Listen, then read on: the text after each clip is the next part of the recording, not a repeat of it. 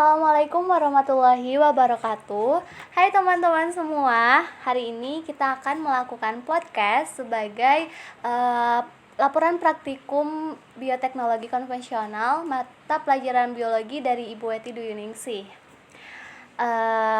Dan hari ini kebetulan kita membuat proses pembuatan keju. Maka dari itu hari ini kita akan membahas tentang materi keju. Nah, sekarang aku udah ada 5 narasumber nih. 5 narasumber kita yang bakal ngebahas tentang materi keju kita hari ini. Di sini udah ada Teh Sarah. Halo Teh Sarah. Di sini ada Teh Amalia, ya ada Teh Virgi, ada Teh Putri, sama ada Teh Mela gitu. Nah, kita kenalan atau kamu mah biasa pertama kali podcast. Iya teman-teman, mohon maaf. Atau kelas tadi biasa gitu. Masa ibu Mela. Semoga jadi hiburan untuk ibu ya, Bu. Iya, Ibu. Maaf, Bu. Nah, kita enaknya kenalan dulu kali ya, sama nanya-nanya kabar gitu. Oke. Nah, gimana nih kabar teteh-teteh semuanya? Terus lagi ada kesibukan apa sih akhir-akhir ini gitu? Aku pengen nanya dulu nih ke Teh Sarah. Kayak gimana sih Teh kabarnya, sama lagi ada kesibukan apa sih akhir-akhir ini? Kalau ditanyain kabar, stres. Banyak tugas. Terus kebetulan minggu ini harus nyelesain tugas-tugas portofolio, udah gitu ada uprak. Terus bentar lagi bakal ada US. Jadi ya lumayan stres sih, harus sehat mental dan fisik. Terus ya berusaha untuk baik-baik saja, yang jelas harus tetap semangat. Oh gitu ya, jadi lagi sibuk-sibuknya ya kelas 12. Betul. Oke, kalau dari Teh Mela gimana nih kabar sama kesibukannya akhir-akhir ini? Kalau untuk saya sendiri, alhamdulillah baik-baik saja. Dan akhir-akhir ini tidak ada kesibukan. Saya sangat bersemangat sekali untuk mengerjakan tugas walaupun saya tidak punya ayam. Saya selalu bersemangat untuk mengerjakan tugas karena itu adalah suatu kewajiban untuk saya, teman-teman, begitu. Satu kewajiban. Kalau dari Teh Putri sendiri gimana nih kabarnya sama kesibukan apa? Ya, kesibukannya nggak ada kesibukan, seperti biasa. Sama kayak Teh Mela ya, lagi santuy. Kalau dari Teh Virgi nih gimana kabar sama kesibukannya? Kalau ditanya kabar, alhamdulillah ya, berusaha untuk selalu baik-baik saja. Meski keadaan ya bagaimanapun harus dijalani. Kalau kesibukan ya dah tau lah ya, kita kelas 12. Pasti apalagi sekarang lagi banyak tugas akhir kayak portofolio, terus ujian praktek juga, terus harus nyiapin juga buat ujian sekolah. Ya begitulah kurang lebih. Oke, jadi sama kayak Teh Sarah ya, Iyalah. lagi sibuk-sibuknya gitu.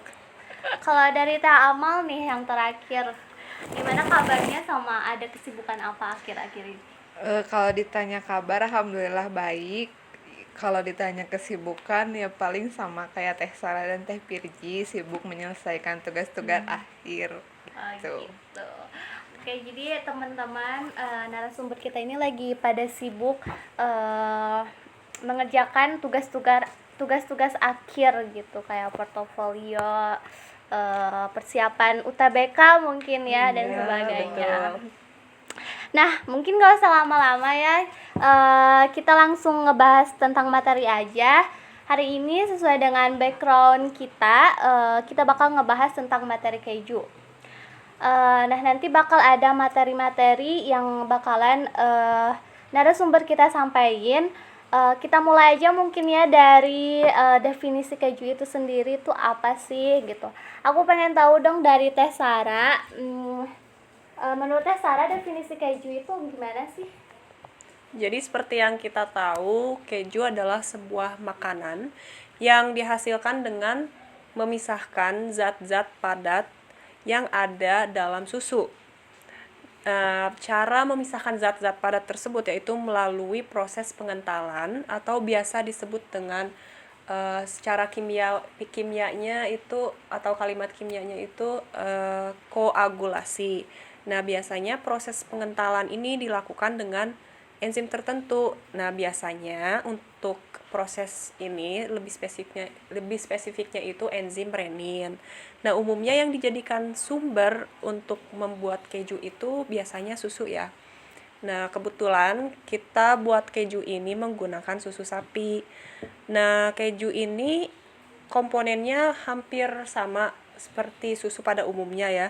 Kayak ada kalsiumnya, ada fosfor, ada protein, vitamin, mineral, dan lain-lain. Nah, selain itu juga jangan lupa kalau keju itu mengandung lemak dan protein sehingga jika dikonsumsi secara berlebihan dapat menyebabkan masalah pada kesehatan. Sehingga ya kalau keju dikonsumsikannya ya secukupnya saja gitu, nggak usah banyak-banyak karena emang kandungan lemak dan kolesterolnya itu sangat tinggi dibandingkan dengan susu pada umumnya. Seperti itu, Teh Zira. Oke, ternyata kayak gitu tuh teman-teman, dari mulai kandungan kejunya yang banyak gizinya gitu ya, dan juga hal-hal lain yang terdapat di keju. Nah, terus nih aku mau nanya ke Teh Amal, kan umumnya keju itu kan bahan bakunya dari susu ya, susu sapi kan tadi disebutkan. Nah, ada nggak sih bahan baku lain selain susu sapi yang bisa dijadiin bahan baku untuk keju itu sendiri? Gimana nih Teh Amal? Ya ada pastinya. Jadi buat pembuatan keju itu nggak hanya susu sapi, tapi bisa menggunakan susu kambing, kerbau, kuda, dan domba. Nah, biasanya hewan-hewan tersebut digunakan pada beberapa keju lokal atau keju tradisional, Teh. Oke, kayak gitu ya ternyata. Jadi bukan cuman keju tuh bukan bahan bakunya bukan dari susu sapi aja teman-teman. Jadi bisa dari susu hewani lainnya. Oke, kita langsung aja yuk ke Teh Firzi. Yang bakal ngejelasin proses pembuatan keju itu kayak gimana sih Teh Firzi? Sebenarnya pembuatan keju itu banyak ya caranya. Mungkin kalau sekarang udah banyak yang menggunakan cara-cara yang modern. Tapi untuk praktek kita kali ini kita menggunakan cara tradisional atau teknik konvensional. Ya bahan-bahan yang kita butuhkan itu ada susu, cuka, garam. 3 bahan itu sederhana sekali kan. Kita bisa membuatnya di rumah sendiri gitu. Untuk caranya kita pertama-tama harus mendidihkan dulu susu sapi agar untuk menumbuhkan bakteri yang ada di dalam susu itu. Setelah susu itu berbuih atau mendidih, kita matikan api, lalu tambahkan cuka untuk menggumpalkan susu itu. Setelah itu kita diamkan dulu sekitar 10 menit agar dingin. Setelah itu kita susu yang menggumpal itu kita saring dengan kain kasa agar gumpalan itu atau keju itu adalah kejunya bisa kita pisahkan dari airnya.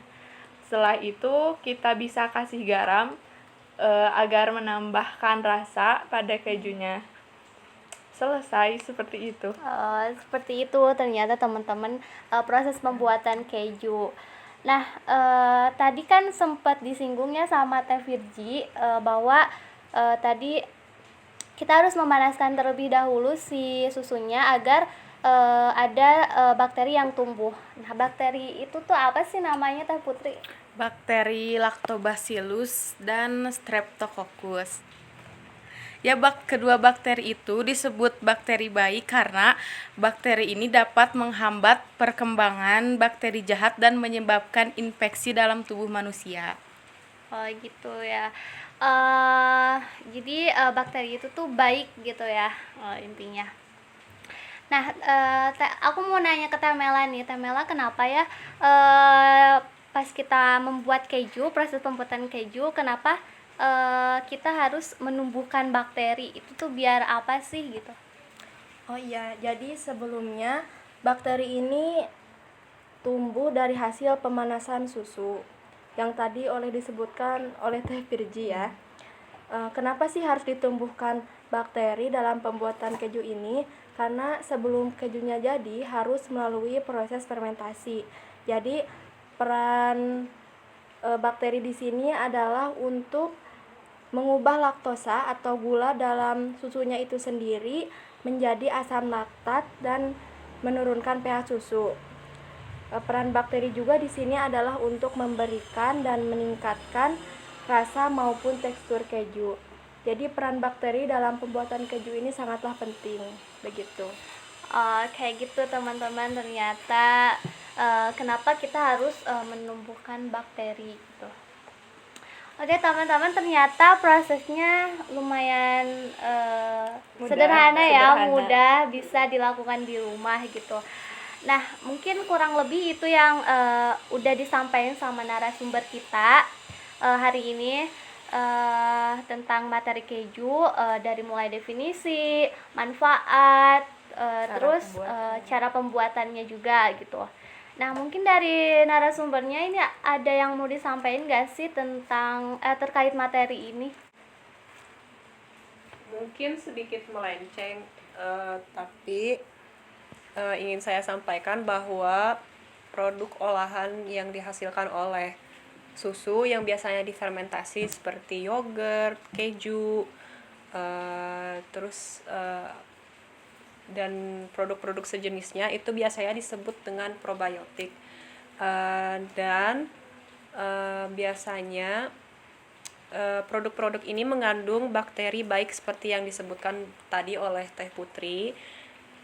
Kemudian saya ingin menyampaikan bahwa probiotik ini sangat penting untuk pencernaan kita, sehingga cukup penting untuk dikonsumsikan sekira-kiranya ya seminggu sekali, atau ya secara apa ya, jangan berlebihan tentunya, tapi ya yang jelas harus dikonsumsi gitu agar pencernaan kita itu selalu lancar. Juga terdapat banyak minuman-minuman pada minimarket yang mengandung bakteri-bakteri baik ini ya. Saya tidak akan menyebutkan merek. Tapi yang jelas banyak gitu minuman yang mengandung bakteri-bakteri baik tersebut. Jadi perlu dikonsumsikan dan diingatkan kembali bahwa jika kita sedang mengonsumsi antibiotik, disarankan untuk tidak mengonsumsi probiotik langsung. Jadi harus ada jeda dulu agar si antibiotiknya ini tidak bingung dengan bakteri baik dan bakteri jahatnya. Nah, alangkah baiknya probiotiknya diminumnya itu dijeda gitu, minimal 1 atau 2 jam, seperti itu. Seperti itu ternyata teman-teman. Dari narasumber lainnya mungkin ada yang mau ditambahin gitu, Yang berkaitan dengan materi ya, mungkin. berkaitan dengan materi hari ini. Tidak ada. Tidak ada. Sudah cukup ya. Oke, kalau udah cukup kita akhiri aja mungkin ya podcast hari ini. Semoga dengan adanya podcast atau diskusi ini kalian juga bisa lebih tahu lagi tentang proses pembuatan keju dan ilmu-ilmu lain yang berkaitan dengan materi kali ini gitu. Mungkin sekian penjelasan dari kami. Sampai ketemu lagi di podcast selanjutnya. Terima kasih. Wassalamualaikum warahmatullahi wabarakatuh. Bye bye.